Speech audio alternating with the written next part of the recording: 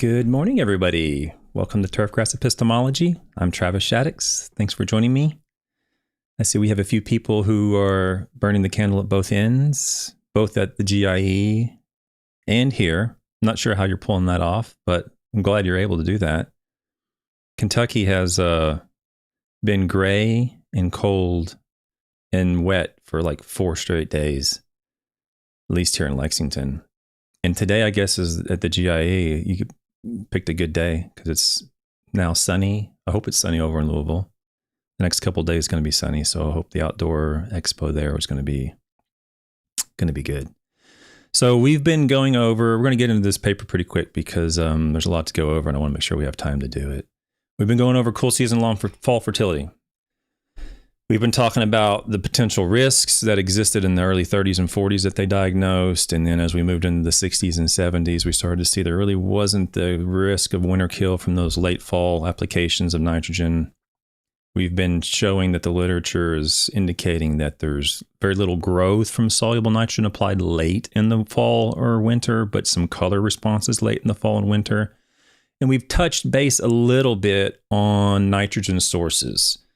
There was a paper we discussed where there was ammonium nitrate versus UF. I don't know if there was another paper in there or not that talked about differences among nitrogen sources. We're going to today. We've been mostly in Virginia and Rhode Island. There might have been a Connecticut paper in there somewhere, Wisconsin, Iowa. We've been mostly on the central and eastern side of the United States. And today we're going to discuss a paper that goes over into the western United States, and it talks about nitrogen sources. Today we have a wonderful guest who left a big void in academia whenever he left and went to the industry. We lost a good one in Dr. Eric Miltner. Eric, how are you today? Great, Travis. Thanks. Kind words, man. I didn't know I left the void. I appreciate that. Well, if you look at the papers you did, by the way, this is a great paper. Obviously, we're talking about it. There's another paper that's equally fascinating to me is the nitrogen fate paper that you did. I think it was actually a little bit before this one. You might have done two. I don't remember. But at some point, we're going to move into the nitrogen fate stuff, and I would like to talk to you about that paper at some point as well.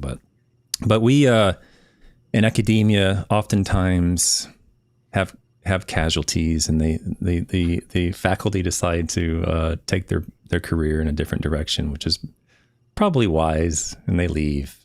And when we see that happen, I'm like, oh man, he was so good. we rarely lose the ones that aren't really, really good. and so you've been in the industry now for quite a while. Tell us a little bit about yourself and what you're doing nowadays. Yeah. So, I spent about 18 years in university systems, in turfgrass research, extension, education, and had a lot of fun doing it. And, I think did some productive things. And then it was just time for a change. It's like anything, the way universities operate changed, university politics, and everybody faces a different story. But I just decided it was something different. I was ready for something different. But anyway, my first job out of graduate school was at Utah State University, and I was the first person hired there specifically in turfgrass. Spent a few years there, and then went on to Washington State University. I worked the WSU's main campus was in Pullman, which is in the eastern part of the state, almost on the Idaho border. But I worked at a research and extension center that was essentially in the metro Seattle-Tacoma area. And, that's kind of a unique experience because a lot of people who work in turf work at the land-grant universities, that are generally out in the more agricultural areas. And this was an opportunity to be a turf guy working where all the turf was, and where all the turf managers were. So it was an interesting opportunity to me. Yeah. That was in Pullman? No, I was in Puyallup, Puyallup. which is about 30 miles south of Seattle. Okay. So, and I have a friend from Seattle. I spent several weeks there once with him. And to this day, I can't pronounce that city. You pronounce it Puyallup? Puyallup, yeah. There's lots of old, Native American names around there for lots of towns and mountains and everything else. So yeah.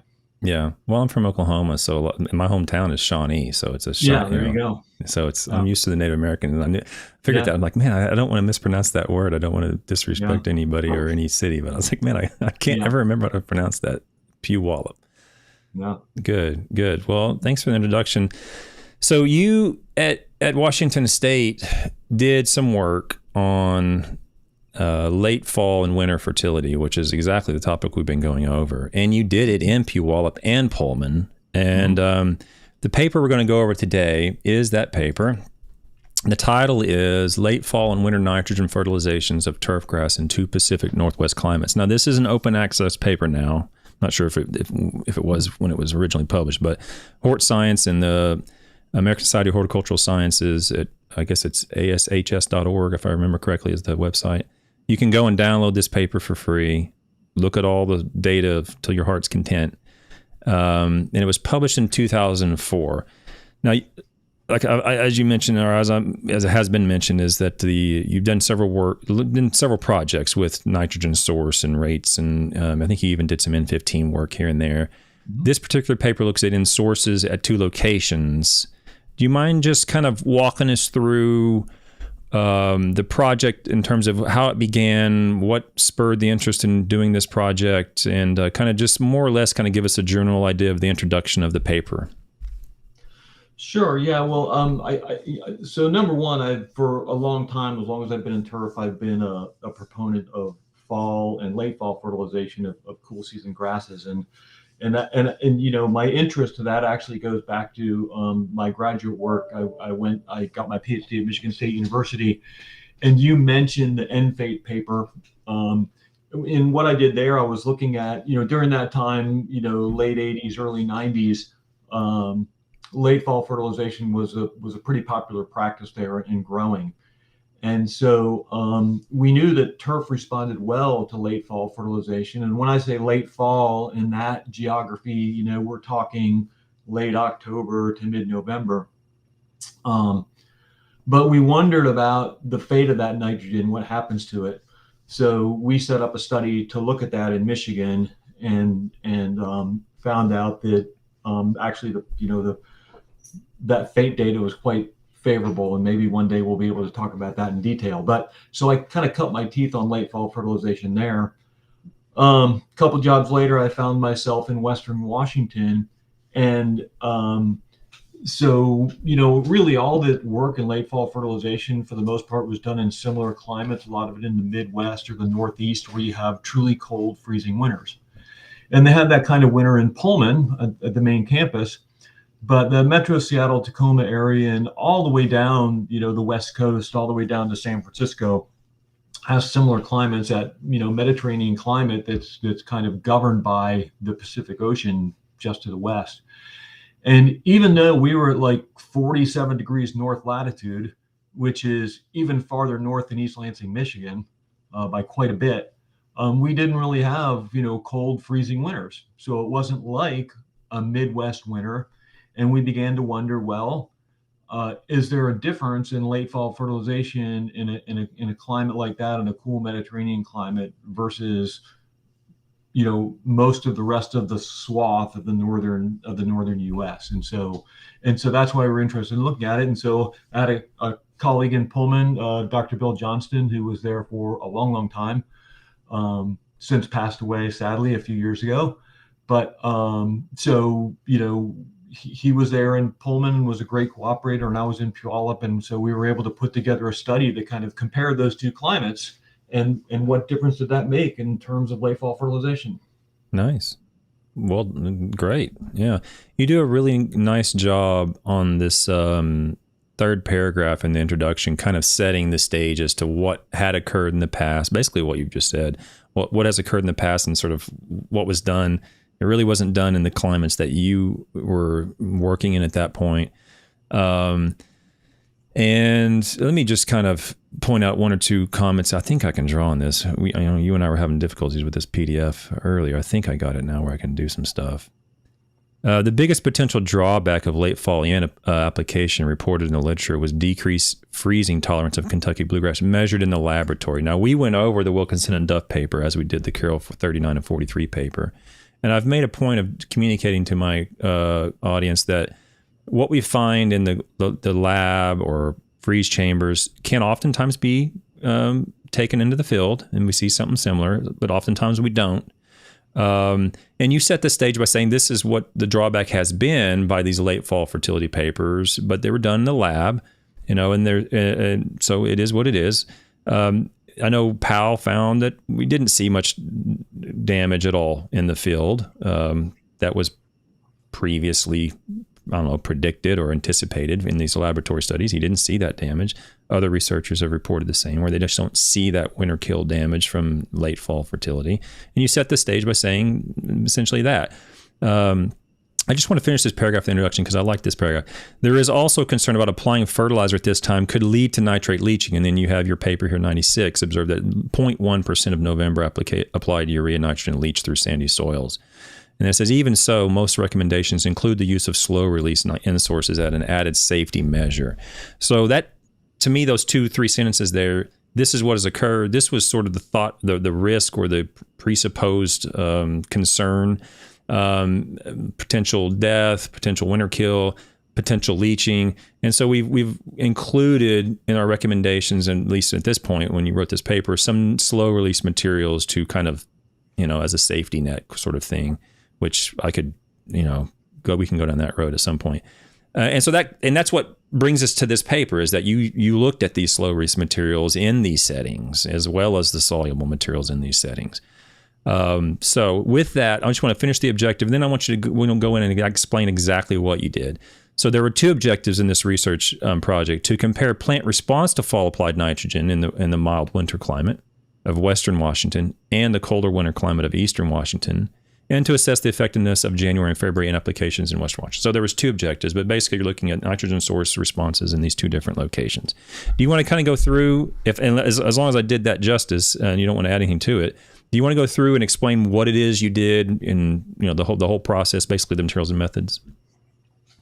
Sure. The only thing I'll add to it in those objectives you mentioned was that part about effectiveness of January and February applications in Western Washington. And that might sound, strange to people. Why would you fertilize then? Well, it's a very mild winter climate. And, depending on the year, most years you could say we have an 11-month growing season, maybe even 12-month in a milder winter. And it wasn't uncommon to see people fertilizing, in any month in Western Washington. Okay. At low doses. So we wanted to see if that really made sense, because even though, we weren't frozen or snow covered, we know the plant slows down. It's chilly and the plant slows down under those conditions. So we wanted to look specifically at applications right in the dead of winter. Now, if I may interject just briefly, did you ever do any, because that's pretty common where we see soluble or nitrogen applications in general occur when it's not frozen. There's a little bit of color response oftentimes. Did you ever do any work on in fate during those times on any of your previous papers or any papers you've done? Like what happens to the end? The 96 paper that you studied, that came from my dissertation research, and we applied N15 labeled urea in November. Okay. In Michigan, in East Lansing, Michigan. Okay. And so actually what we did is we compared applying it in November to applying it in April. Okay. Right. Both, cooler months where the plant is relatively slow. Right? And what we actually found greater utilization of the nitrogen applied in November than the nitrogen applied in April. Okay. And essentially no leaching. So, okay. When we think about the late fall and what's happening to the plant, we know the plant is shutting down, growth on the top slows down, but as those temperatures drop, the soil still holds a lot of heat. So the soil cools more slowly than the air temperature. And I think what's happening physiologically in the plant is we can apply fertilizer at that time. We might not see a big growth response, may or may not see a color response, but the roots are still active later into the year than the shoot portions of the plant, and so they can still take up some nutrients. And I think what happens is it takes them up and it kind of stores them in the plant. Okay. We get some plant response, but it kind of stores it there. And then that 96 paper would indicate when things warm up in the spring, the nutrients are there and the plant can utilize them when growing conditions get good. Okay. So the take home message there is that even the nitrogen that was applied in November that sat there all winter, it didn't move off site, essentially, is what you found. In this case, actually, what we found in that 96 paper was that a lot of it, not necessarily sticking around in the soil, a lot of it is taken up in the plant. Okay. And it was in the plant and just sitting there, okay, waiting for conditions. But I think the current paper that we're talking about today, you'll probably also see some evidence that some of it is sticking around in the soil. All right. Yeah. Thanks for redirecting me. I was just more curious because I haven't gone over that paper yet, and I'm going to. I know Soldat did another paper where he looked at a similar thing, and so those papers are in my catalog stash. And when I get to the end fate, stuff, I've been going over Eric. I've been going over this cool season stuff for the guys can tell, I don't know, 2 or 3 weeks. And it doesn't seem to end. It's just all fall fertility of cool season grasses. And you know how it is when you start going down the rabbit hole of literature review, you just keep going and going and going.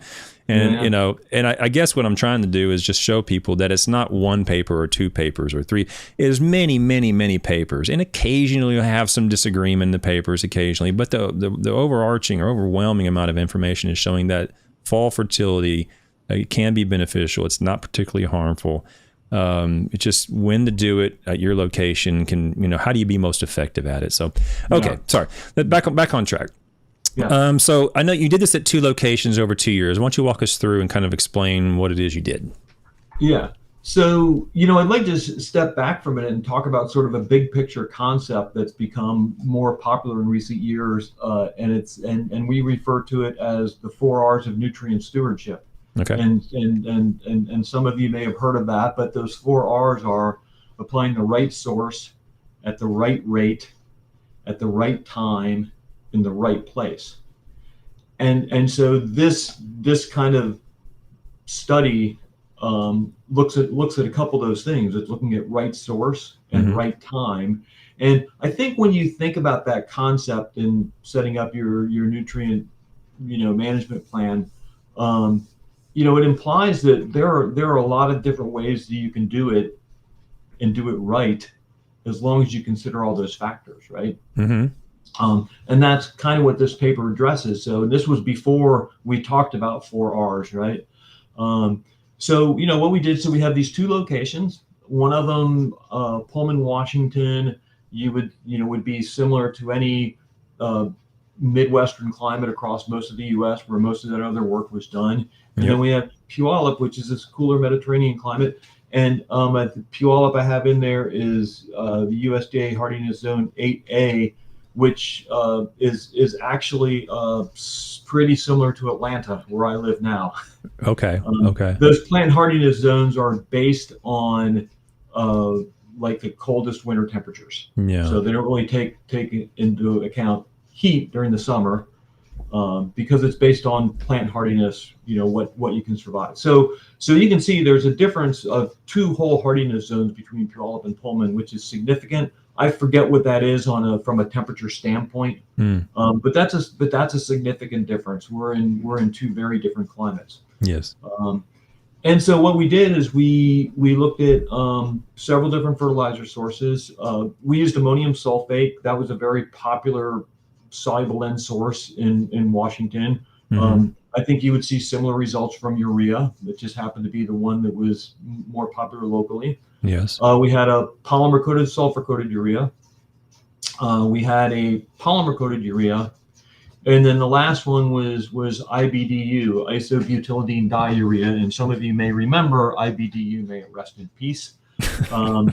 IBDU was a really popular source out there also. It's a slow release source, and very popular in that area.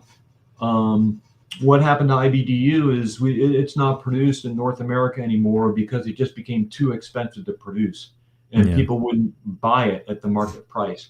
I think there are still some made in Europe. I think in Germany, and there's probably some made in China. I don't know, but import fees make it prohibitive. So we don't really have access to IBDU anymore. But back at this, when this study was done, it was a popular source. Yeah.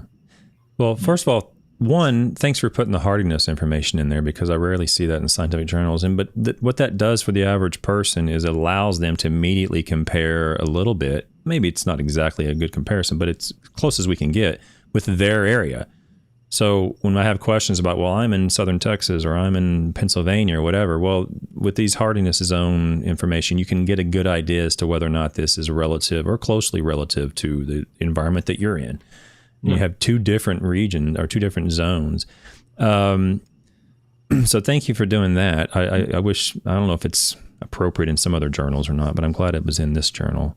So you have two locations. You at the Puyallup location, you have two different grasses too, actually. So in the Puyallup, I think it was perennial rye. Was it? Yeah, perennial rye grass.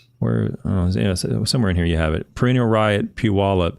And in the Pullman, you used Kentucky bluegrass. So we're dealing with two locations, one grass at one location, a different grass at another location. We're dealing with 5 different end sources. We have ammonium sulfate. This is the old tricoat from, I guess this was Purcell making that, or I don't know who was making that back then. And then, they're probably making this Polyon 2 back then, Purcell was. So we have ammonium sulfate, polymer, so sulfur-coated urea, Polyon, IBDU. And is that it? That's it. So 1, 2, 3. We have 4 end sources, and then I think you have a control. And then we have an unfertilized check. Yes. Yeah. Okay. Perfect. So you used months as a fixed. Okay. By the way, I sometimes I digress. I go backwards and start using scientific language, and guys are pretty good about saying, "Hey, well, hold on." So instead of saying, let me back up. You have months as a treatment. So November, December, January, and February as a treatment. That's when you're comparing what occurred over at this month versus that month and so forth. Correct? Yeah. So the month is the time of application. Basically, date of application as a treatment. Did you have it as a fixed effect or not? I thought you did. Let me go through here. Yeah. Yeah, you do. Yeah. Okay. So. So that's that. And now the fertilizer treatments were applied at, it looks like 1.5 pounds. Yeah. Okay. So each time they were applied, whether it's slow release or soluble, they were applied at 1.5 pounds. Yeah. So everybody knows that was the rate of application. Let's talk about that real quick since you have a table on it. Fertilizer treatment application dates for comparison. In year 1 and year 2. So you're doing the November, you're doing December, you're doing January, you're doing February, and you have slightly different dates here and there, but basically that's when you're applying it in those months, and you're applying 1.5 pounds once in each one of those months. True? Well, 1.5 pounds in a single application. So like for instance, one plot would get 1.5 pounds of ammonium sulfate in November. Yes. A different plot would get the ammonium sulfate applied in December. Okay. Yes. Okay. So each plot was only fertilized one time. Yes. So the objective was to look at what happens when we apply each of these fertilizers in November. What's the impact in the winter and the spring? But what if we wait and divide it and apply them in December? Then what do we see? Yeah. Okay. Perfect. Yep. So you did, we'll go into some of the variables you measured. And I like this sentence. I've never read this sentence in a scientific paper, so I underlined it. The next sentence. So visual quality ratings were recorded monthly. Okay. And you did the scale of 1 to 9 so 5 was acceptable. So when we're looking through these data, guys and gals, anything 5 or greater was considered acceptable. But the sentence that I like is all ratings were conducted by the same person. Now, I've tried to explain this to people that blocking, and I'm gonna get a little statistics here. I don't mean to go too far from left field and lose my audience, but whenever we do blocks, often in grad school we learn, you're gonna do a randomized complete block design. You're gonna block it down the known variation that exists, whether it's light or water or whatever the case is. But really, I think the human factor probably presents more error into the study than any of the environmental factors, because you have a human being measuring the treatments, measuring the nitrogen, measuring the clipping weights, running the data on the instruments or whatever the case is. And when we take ratings, if I go out and take a rating, my grad student better be calibrated to me, not just off doing their own ratings on what they think the rating is, because otherwise the numbers are going to be all over creation. So I've never actually read this. All ratings were conducted by the same person, which is exactly what I would hope would occur in every study. Oftentimes we're not able to do that, but in this case, you wrote it in there and said you did. I like that sentence for some reason. Yeah. So well done on that. The human factor is flawed. I mean, anytime a human gets involved, we're not as accurate as we might think we are, and so that's nice that you wrote that in there. I don't know. You did mowing in a different way that I haven't ever actually done clippings this way, and I underlined it because I wanted to ask you about it. In one of the locations, you did mowing normally, I say normal, what I'm used to, where you'd mow it, you'd wait for a certain set number of days, then you'd mow it again and collect the clippings. That's what was done in that's over here, 5 days of growth. That was in Puyallup, I guess. But in Pullman, you said the plots were first mowed with a rotary mower at a height of 5 centimeters. The height of cut of the mower was reduced and cut at 3.8 centimeters. So you're looking at, say, I guess that's 2 inches, and you lowered it to 1.5 inches or something, roughly. I've never seen that before, Eric. How does that? Is that common, and I just missed it, or how does that work? No. So this has been a long time, and I have to admit I don't remember why. I mean, it may have even been due to either perhaps not super clear communication, or maybe some other method that the group in Pullman uses. But if you think about the impacts of that, okay, so what we did in Puyallup might be a little more common, right, and easy to digest. The first mowing in the spring, we're just mowing it to get rid of all the whatever junk, there's probably some winter debris picked up in there and all that stuff that we don't want to interfere. And then we come back and mow 5 days later, right? So we're basically looking at how much growth occurs over those 5 days, and that makes sense. Yeah. But if you think about really what was being measured in Pullman, it's all mowed at a uniform height, and then immediately after that, it's mowed at a uniform but shorter height. Yeah. And so you're really sort of measuring density, right? Yeah. Exactly. Because the length of the blades you're cutting off is all the same. So if there's any difference in there, it's due to the number of grass blades in that area. Yeah. So it actually kind of turns out to being a sort of an interesting way to look at it. Yeah, no, it is. I never thought about doing it that way. I've never come across it. So we might go into the yield or a little bit. I don't know. I'm interested in the quality stuff, but we can go into the yield. I was just kind of curious. I underlined. I was like, I've never seen that before. I thought I'd ask you about it. Okay, so that's basically what you did. The setup's pretty straightforward. We have 2 locations, some nitrogen sources. We have different months. We measured quality. We measured yield. Let's for those people, I actually got a question the other day. I'm just going to briefly show. I'm not going to go through the temperature stuff. I'm just going to show that the temperature is in this particular manuscript. In the early manuscripts, as you know, Eric, a lot of times the meteorological information was omitted. They didn't include it in the 30s and 40s, even sometimes in the 60s and 70s. Nowadays, it's standard, and you can see that it's in this paper if you want to compare them. You'll see here, just real briefly, that the Puyallup location never really, the average for the month, it doesn't ever get below freezing. There might be a day or two here or there, but it doesn't ever get below freezing on the average. Whereas in Pullman, we're dealing with a couple of months, December, January, the average gets very, very close to freezing or below freezing in both years. So we're dealing with a very colder climate in Pullman. The Puyallup is like, as Dr. Miltner said, it's more of a Mediterranean climate, a little warmer and a little bit more uniform. The temperature fluctuation is not quite as severe, I suppose.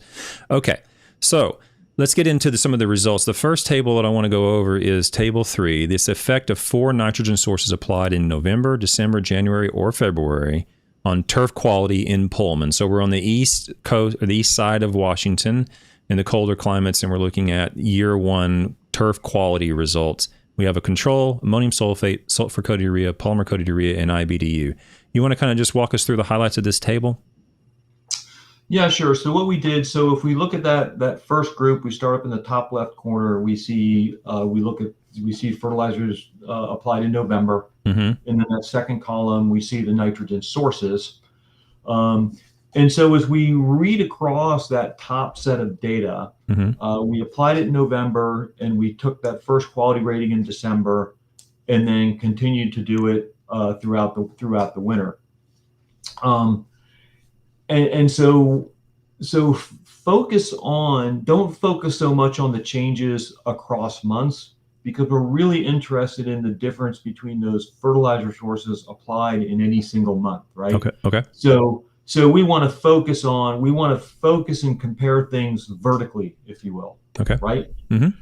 So what we see there under that column that says December, we can see the control with no fertilizer, a quality of 5, and we can see, somewhat of a response from any source that was applied. Okay. Yep. The biggest response was from ammonium sulfate. That makes sense. It's soluble. It's readily available. We had a pretty good response from the polymer coated sulfur coated urea, the tricoat. Yep. And less of a response from the PCU and the IBDU. Yeah. So the reason for that is because slow release fertilizers. So I should have full disclosure at the beginning. I now work for a company, and have for the last 12 years, that makes slow release fertilizers of all kinds of different kinds, right? Okay. We make sulfur coated urea, we make polymer coated sulfur coated urea, we make polymer coated products, we make stabilized nitrogen products, which many of you probably use.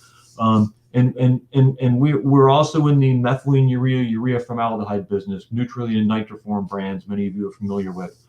We don't make those ourselves. Somebody makes them for us, because that's a very specialized process. But all these slow release sources release by different mechanisms. Okay, most of them are temperature controlled to some extent. And so what we see here, we see less of a response in the month after application from the polymer coated urea and the IBDU, because those have temperature is an important component of their release, especially with the PCU. Now, some people will argue that point on IBDU, because they would say, I thought IBDU was released by water, which is true. But the reason it's released by water is because it's released due to a chemical reaction called hydrolysis, where the action of water is breaking down that chemistry and releasing the nitrogen from it. But hydrolysis is a temperature-dependent reaction.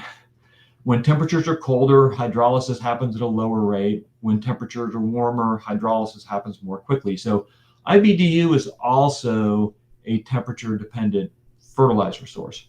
Now, if you compare that to like methylene urea, it's also very temperature dependent, but that's because microorganisms break that material down. We didn't have MU in this study.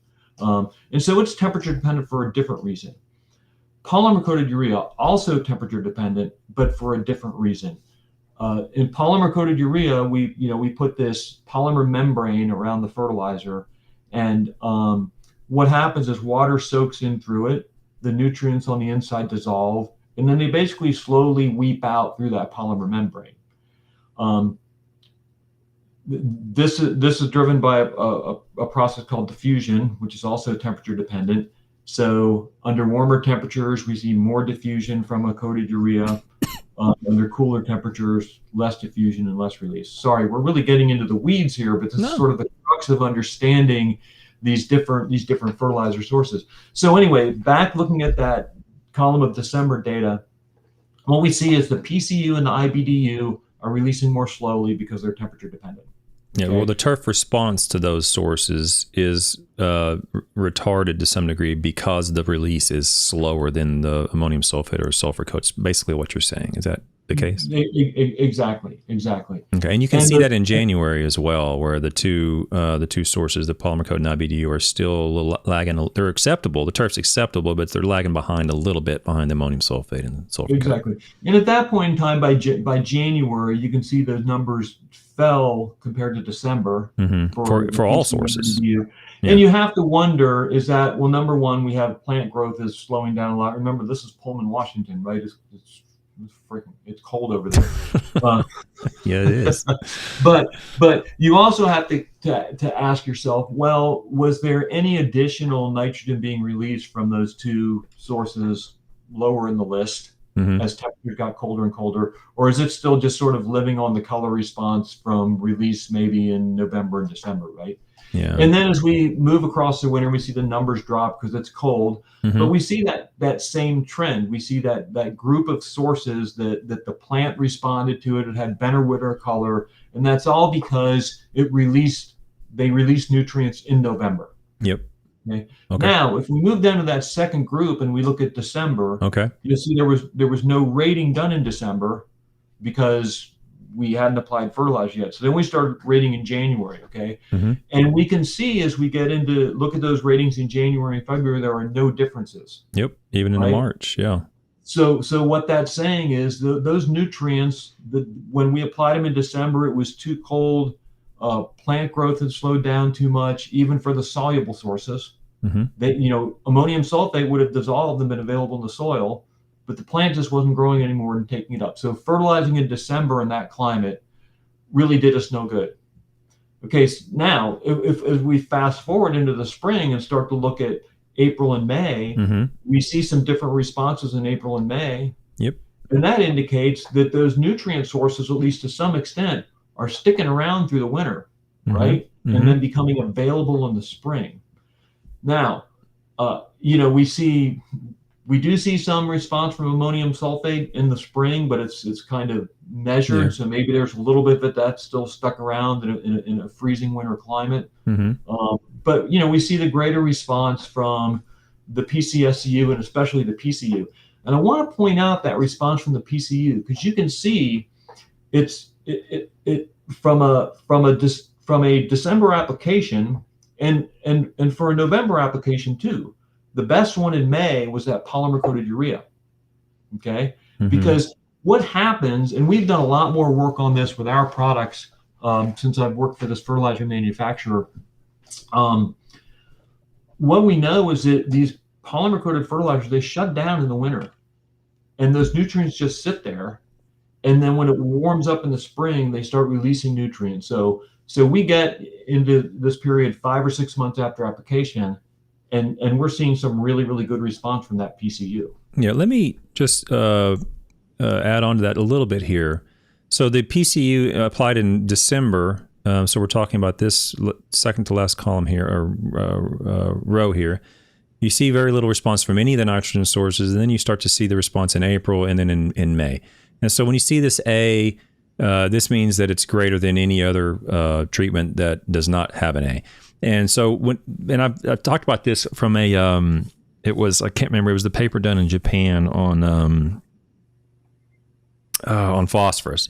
And they talked about statistical differences, but in that paper, they concluded that this is what you should do, but there was biologically, it was insignificant. The statistics were there, but it was biologically insignificant. But when you're dealing with a difference of a 6.8 and a 5.8, that's biologically significant. I mean, you're going to very likely, or the homeowner is very likely going to know the difference when you look at basically a 6 versus a 7.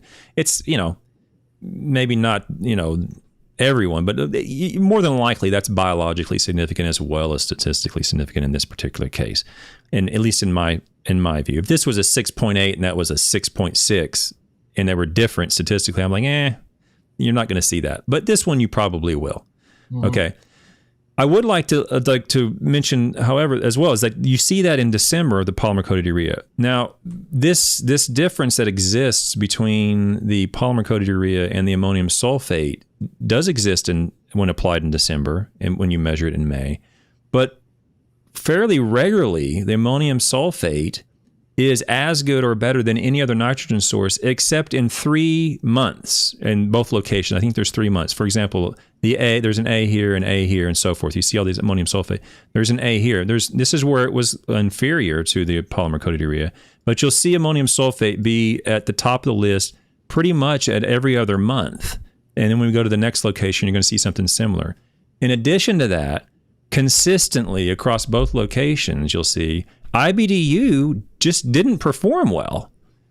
And you mentioned that about people think IBDU is not temperature dependent. It's water dependent. It is water dependent, as you mentioned, but water dependency is temperature dependent. And I was a little bit taken back by that finding that generally we find IBDU to perform fairly well, but you have to remember this is applied in November and December in a very cold climate versus, say, applying IBDU early, like September or October, where it's a little bit warmer. I'm wondering, I don't know where I'm going with this. It just seems like we've had success with IBDU over the year in the 80s and 90s and so forth. But this paper is one of the few papers I've seen where IBDU just didn't do well at all, even in cooler climates. And so, where you might think IBDU is the way to go if you still have it, well, maybe not so much in Washington during these times, right? Yeah. It surprised me too, because it was a very popular source out there, especially west of the Cascades. Yeah. And people had used it for many, many years and really loved it. But in this particular study, you're right, we did not see good results. And this is over 2 years at 2 locations where we didn't see good results. So it wasn't just a fluke. Yeah, exactly. We can have outliers. We can have mistakes made here and there. But over 2 years and 2 locations, that those excuses start to kind of erode. You just didn't see it. Okay, if you want to continue. But you applied it in January, then you applied it in February. And for the most part, give or take, you see a similar response from the December applications where you just don't see much happen until later in the spring from the slow release sources. Yeah. Mm-hmm. Yeah. So the basic conclusion to draw from this data is, if you want to, if you're going to fertilize in the late fall in that kind of a climate, keep it to, early the first half of November. You get later than that, and you're just not going to get. It's just not an efficient way to use nutrients. Let's go to table 4, because I'll admit my ignorance. I'm not entirely clear what I'm looking at in table 4. I think I know, but since I have you on, you can kind of correct me. Table 4 is the effect of 4 nitrogen sources on turf quality in Pullman, the same location. In year 2, averaged for the 3 months of application, November, December, February. I don't quite. Help me understand this table, Eric. I'm not sure what I'm looking at. So table 3 is presented because there were interactions between nitrogen sources and month of application. Oh, up here. Okay. So here you just pulled them together. So in year 2, that's the second year, there were no interactions between end source and month of application. Okay. That helps. Perfect. So we just looked at the difference,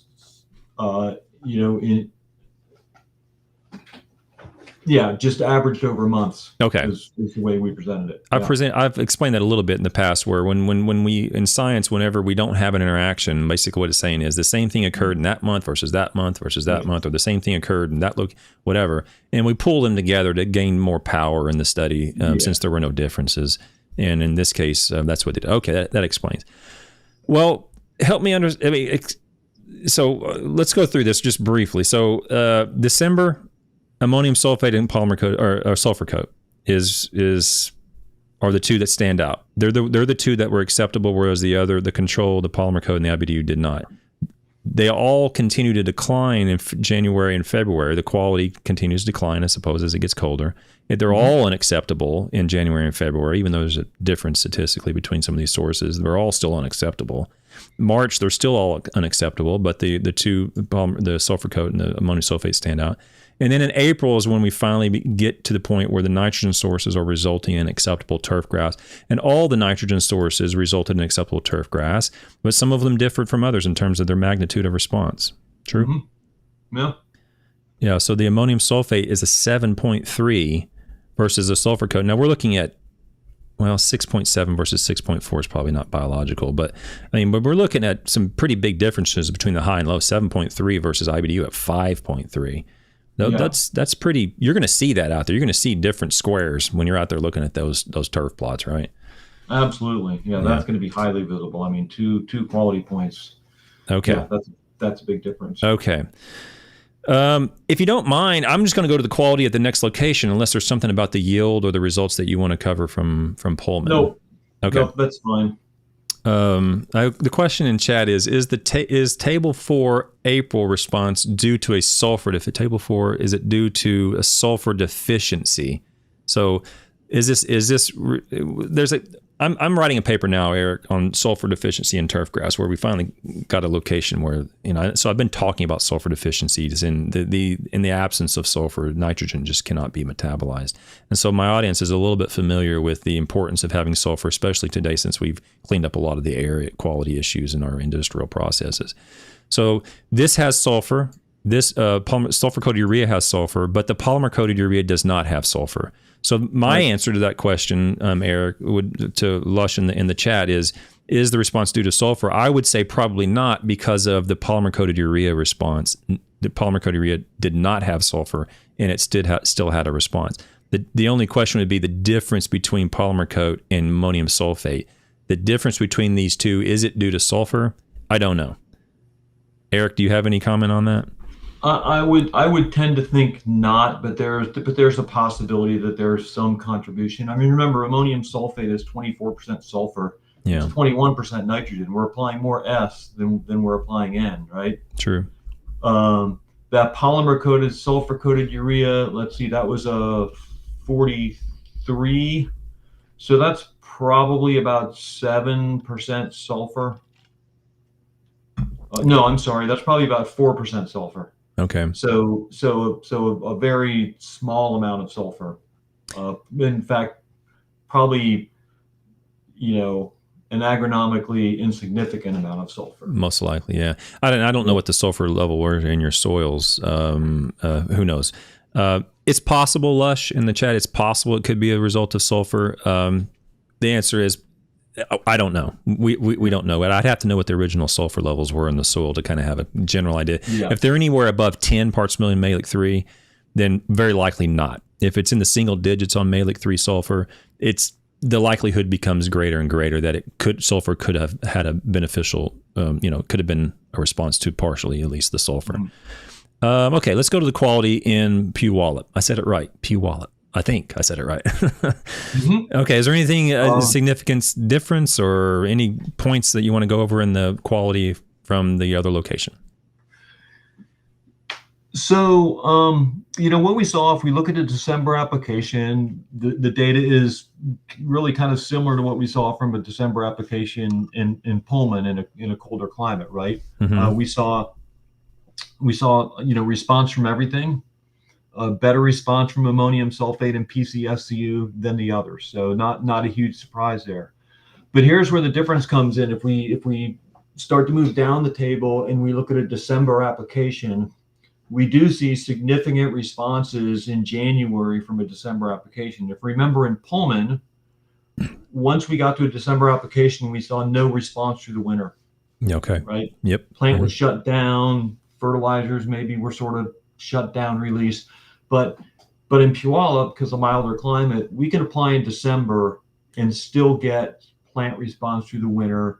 And then we carrying through, we see similar responses in the spring where PCU, generally looks, pretty good still coming out into the spring. We get a little bit of better response from IBDU in Puyallup maybe than we did in Pullman. Yep. But kind of the same general trend continues. But this was kind of the crux of it. I mean, even if we apply in January, we didn't really see much of a response in February, but we did in March. So, but the main point here is that in that more moderate climate of Western Washington, we can apply fertilizer into December and still get effective nutrient use and effective plant response. So we can go a month later. Yeah. And that's kind of the whole point of the study. That's what we were shooting for. Okay. How late can we go? Is the climate mild enough that we can go later? And what if we apply in January and February, which some people do?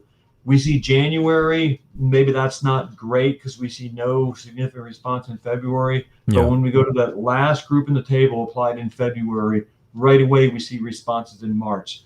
So again, in that milder climate, it's already starting to warm up in February. Plants are growing, nutrients available, and the plants are going to take them up. So if I were managing turf west of the Cascade Mountains, maybe the only month that really isn't an efficient time to fertilize, or the least efficient time to fertilize would be in January. Okay. Right. And it makes sense. It's the dead of winter, right? Yeah. Mm-hmm. It's still pretty chilly there, even though it's milder than we are across similar latitudes across the rest of the continent. Yeah. Okay. Excellent. So basically, as we move further west, where it's warmer, I'm going to call it the critical application deadline, if you want to call it that. You can actually do it in December and still there's some evidence to support applications in December, I suppose. Yeah. Whereas in the eastern part of Washington, you're looking at no later than November. November is the time you want to apply it, not anything later than November. Is that the case? Yeah. And this is as a result of the cooler climates. The temperatures are much colder in the eastern part of Washington. Yeah. Okay, perfect. I underlined a few things. I think you kind of already went over those. You basically just summed it up. Everything that I underlined, basically, you mentioned, which is what I was hoping for. Now, these right here, the experiments indicate that late fall infertilization in Pullman should take place no later than November. Okay, so this for the people who may not be as in the scientific world per se. I mean, this is how BMPs are generated by people going out and doing the work that Dr. Miltner did, and we're finding in this month. Golf course has nationwide BMPs. Well, the BMP for Washington is going to be very different than the BMP for this for Kentucky, for example, and it's because of work like this, where we know we have evidence to support applications later into the fall, early in the winter on Western Washington, as opposed to Eastern Washington. Those same BMPs wouldn't work in Iowa. Right. So this is why we do this work. This is why we have the BMPs that we do from work like this. So, go ahead. I'm sorry. Did you have something? No. That's perfect. Yeah. So warmer temperatures in Puyallup coincide with extended in-fertilization window compared to Pullman. Pretty straightforward, simple. I like simple sentences. November and December were both effective fertilization application times to enhance winter turfgrass quality in Puyallup. Ammonium sulfate and sulfur-coated urea resulted in a positive quality response in December that lasted into the spring. So although the response to polymer coat was not quite as rapid, there was a more extended response into May. So you don't see that early response from the polymer coats. And oftentimes in the world of blending, oftentimes we can blend these things in a way that gives us a little bit of soluble in, either from urea or ammonium sulfate in the blend with polymer coat to give you a tenth of a pound or a quarter pound of soluble in along with the polymer coat. So sometimes that lag response from the early times after polymer coat's been applied, you can sometimes work through that by having your blender blend in a little bit of soluble into that blend. Sometimes that kind of helps that slow release, that slow response, I should say, kind of overcome that a little bit. Yeah. At least that was my strategy when I was in the industry. Yeah, absolutely. Yeah, use the soluble in to kind of fill in that lag at the beginning. Yeah. Yeah. Go ahead. So I want to. If I can, I'd like to add to this a little bit based on, so this paper is 20 years old, right? Mm-hmm. Since then, since going to work for a fertilizer manufacturer, I've learned a lot more about how these fertilizers work and how they're built. And I just like to add some additional recommendations based on that. Not necessarily supported by a lot of hard data, but based on, just observations in the field. Okay. Number one, from a kind of environmental stewardship standpoint, water quality standpoint, even though this paper shows that ammonium sulfate worked pretty well in both places, I would shy away from using a straight soluble fertilizer for late fall fertilization. It might be okay up to about a half a pound of N at a time, but higher than that, I would shy away from, just because the risk for offsite mobility. Mm-hmm. If you want to fertilize at a higher rate in the late fall, definitely include some slow release stuff. And when you dig into the mechanism of a polymer coated sulfur coated urea, depending on the time of the fall, that even makes me a little bit nervous, because they don't shut down completely like a polymer coated urea does. So if you apply a product with a sulfur coating in November in a lot of places, I think there's some risk to loss there too. Now, if you want to apply that in September or October, in time for it to be released and the plant to take it up, I think that's fine. But a sulfur coated product, I would stay away from truly late fall fertilization. Okay. And I would be more inclined to use a straight polymer coated product then. maybe with some soluble mixed in, because we know once it gets cold enough, that polymer coat is going to shut down release, and it's just going to sit there over the winter, and those nutrients are going to release again in the spring, like the data from Pullman showed. Okay. And then, a couple other things I'll add into that. You can use polymer coatings at different longevities, and there's all kinds of ways you can take advantage of that in the fall. I mean, you can apply.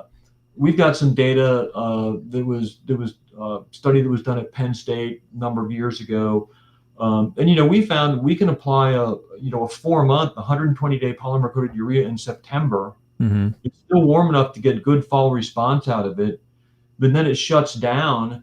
And then all the way into May and even June, we were still seeing positive color response from a September application from a long-term polymer coated urea. So that's an incredibly powerful technology if you use it right, and you can be a little bit creative with it. And again, this comes back to 4 R's, right? Mm-hmm. Right product, right rate, right time, right place. And this is something that we promote the golf course and say, hey, get out there and put down, True 120 would be our product. In September at a pound and a half of N, you won't have to fertilize again until June. And you have all that time you spend cleaning up all the winter mess and everything else on golf courses, and maybe the soils are soft and wet, and you don't want to get equipment out there. And if you don't have to fertilize until June, you can concentrate on all those spring projects, and it's a great opportunity. And you can set up a program like that. You can fertilize twice a year, fertilize in June and September. Yeah. And you're done. This product was Polyon 44, and this is in 2004. I think is when you published it. So I know over the years. I mean, I haven't been in the industry for who knows how long, but that the polymer coats have particularly Polyon. They've gotten rid of some products like the micros, and they've changed a few tweaks here and there. I don't know if that's exactly the same Polyon 44 that you would buy today. But the point is that it is a thin, back then 44 was a thinner coat. It wasn't intended to last 6 months or something like that. Right. That's probably like, you get a little bit more release in the colder temperatures as opposed to a 120-day product applied in November that would just sit there. It just wouldn't release much at all at that temperature. So. So keep that in mind. I oftentimes try to use this analogy, and maybe it's wrong and whatever, correct me if I'm wrong, but when people, and I know you have your brand and there's 20, 30 different brands of polymer coats, but let's say, what is your brand? I'll just use your brand since you're here. So our brand is True, TTRU. True. Okay, so when you say True, I'm going to use True. Well, True is the brand. It's kind of like Nike. I mean, there's a lot of different shoes in Nike. True. There's a lot of different coatings within that brand. So you need to make sure you're using the appropriate length product for the appropriate time and the appropriate location. If you go out with the True and you get, I don't know what your coating thicknesses are, but if you go out there with a 1-year product or a 6-month release product, and you go out there in December and expect to see the same results as you do, let's say November, and you expect to see the same results with a thinner coat, you're probably going to be a little disappointed early on. You're not going to see that release until well into the summer, right? Yeah. So just be mindful. And I'll caution you on this too. You have to be, you have to know the product you're using, is what Travis is implying. But it's not even just based on the analysis, right? Mm-hmm. Because we make True in 4 different longevities, as an example, all right? And both the 60-day longevity and the 90-day longevity are a 4400. Yeah. Okay. And the reason that the analysis isn't different, in fact, it is on a decimal point basis, but because of rounding, we claim the same, because we only have to add a tiny little bit more polymer to extend that from a 60-day product to a 90-day product, and it's not enough to affect the analysis. Yep. Similarly, our 120, 180-day products are both 4300. So my point is this: when you're buying these products, whoever you're buying it from, ask them, what's in it and what's the percentage. Mm-hmm. Some people put on their label exactly what's in there. Some people don't. They're not required to. They're required to say it's a polymer coated urea. Yes. But they're not required to disclose, the exact particulars of the blend of how much each is in there. So, make sure you ask them for it. A lot of times, a distributor will give you the blend sheet. They'll give you the recipe, and you can see exactly what's in it. Yes. And so that's the only way to know what you're really getting. Yeah, and I couldn't have said it better, Eric. Is that you will not know from a standard fertilizer label what release rate or thickness or analysis of the actual polymer coated urea is in the blend. It'll just say polymer coated urea. So please ask your blender or distributor. And if the distributor is like through a warehouse, they might not actually know. I mean, depending on the company, but the blender sure will know. And what you're talking about is the blend. We always refer to it as the blend sheet, where you get the tons of this and the tons of that, and it's actually the recipe for the blend. Mm-hmm. In that, you will know exactly what it is.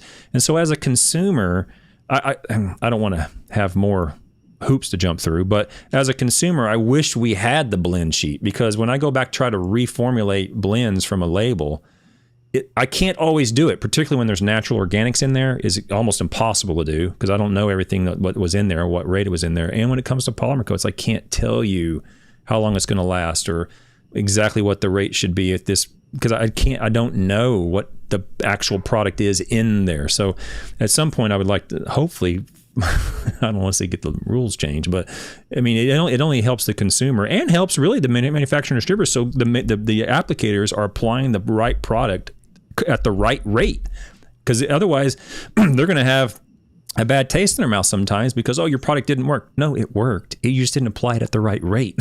Right. So. And just to expand on that, I mean, specifically what Travis is talking about is if you have a product that's going to last 120 days, you need to apply that at a different rate than a product that's going to last 60 days, right? Because you're feeding the turf for longer. You need to provide enough nutrients to get you to that length. Mm-hmm. And if you misapply it at the wrong rate, it's not going to work to your expectations. I'll tell you. I'll give you a little anecdote here, real quick, before we sign off. Is that I came to the academia through the industry, and I worked in fertilizers, as you know, Eric, for many years. And we did a study down in Fort Lauderdale where I was looking at the grow-in establishment from these different polymer coats, and at the same time I was looking at the leaching with these different polymer coats. And we weren't trying to measure the leaching from this treatment and the leaching from that. We were trying to find the right combination of rate and turf response and in leaching. So at some point, the rates were so high, we're going to see in leaching, we're going to see turf response, we're going to see in leaching though. Okay, so I had it rated down to where at some point I'm going to hit that magic number where I get the establishment I want and I have virtually no in leaching. And we found that, but the whole process, some of my colleagues were like, "What are you doing? You're applying polymer coat at 5 pounds a in." I go, "Yeah, I know. I was applying it at 10 pounds a in too." I mean, I was applying it at crazy high numbers because I'm trying to find that magic zone where I get what I want in terms of response with very little or negligible environmental impact. And in that particular case, it was a very heavily coated, very long release polymer coat at 5 pounds. Had the same response. This is anecdotal. I didn't publish this, but had the same response as soluble applied every week. So the point is, you can get done what you want to get done with some of these products, but you better know what it is you're dealing with and how to do it properly. Is that fair to say, Eric? Absolutely. And, what you just described just all goes back to 4 R's, right? Mm-hmm. Yeah. Knowing the product, how it works, applying it at the right rate, at the right time. Yeah. Yeah. And I think that's a great mental model to build your fertilization program around, no matter what kind of turf you're fertilizing, whether it's a golf course or lawns or sports fields or parks. Just kind of that mental model of what's the most efficient way to do it for you to get the results that you want. And there's loads of choices out there and tons of ways to get there. Definitely. And just understand all the tools in your toolbox and how to use them best to build a program that works best for you. Well said. Dr. Miltner, I am so happy you came on today. I hope you had a good time, because you have I did, Travis. This was great. You have several other papers that I'm going to annoy you to try to come back on and help me go through your other papers as well. So I really appreciate your time today. Anything else you want to call anytime? Happy to do it. Good. Well, thank you so much. Guys, tomorrow I have another paper. Some of the people are interested in carbohydrates. So tomorrow's paper is a 74 paper. I can't remember. About carbohydrates and growth and all that stuff during fall fertility of cool season grasses. So look forward to that tomorrow at 10 a.m. Until then, I really appreciate everybody coming by today. Thank you, Dr. Miltner. Really appreciate your time. I know you're busy. Thank you for coming on. Appreciate it. All right, guys. See you then. See you tomorrow. Bye-bye.